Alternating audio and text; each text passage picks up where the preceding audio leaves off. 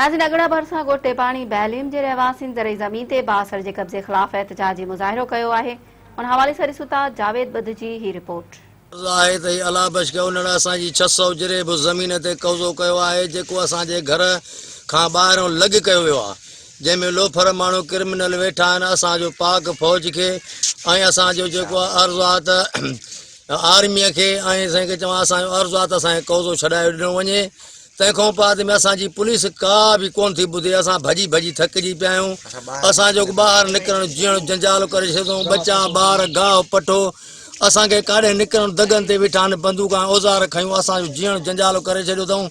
असांखे जेको आहे महिरबानी आहे, वस वारनि खे अपील था कयूं त असांखे महिरबानी करे असांखे कब्ज़ो छॾाए ॾिनो वञे। असांजी बनी आहे बंद ॾाॾनि खां वठी खाता आहिनि असांजा।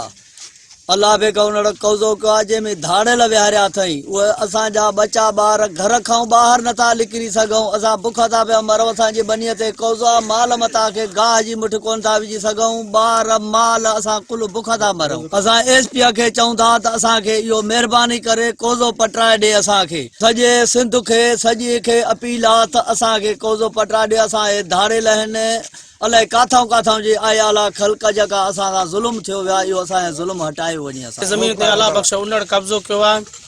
क्रिमिनल माण्हू ऐं ॿिया लोकल माण्हू रूपो जेके 8 केसनि में असांजा 8 खून थी विया आहिनि। असांजा कोई बि इंसाफ़ करण वारो अञा ताईं न आयो आहे। असां वटि न को पार्टी आई आहे। असांजी गुज़ारिश आहे वज़ीर आज़म खे ऐं सुहेल साहब खे ऐं जेके बि वॾियूं पार्टियूं आहिनि ऐं SP साहब खे गुज़ारिश आहे असांजी खुदा करण असांजी मदद कई वञे, असांजा ज़ुल्म हटायो वञे। न त असांखे मजबूरन थियण करे असांखे रोडनि ते निकिरणो पवंदो। असांखे बचे ॿारे माना असांखे घरनि खां बेघर करे छॾियो अथऊं। मजबूरन करे असां पंहिंजे घरनि खे बाहियूं ॾेई करे असां निकिरी करे रोडनि ते असां एहतजाज कंदासीं।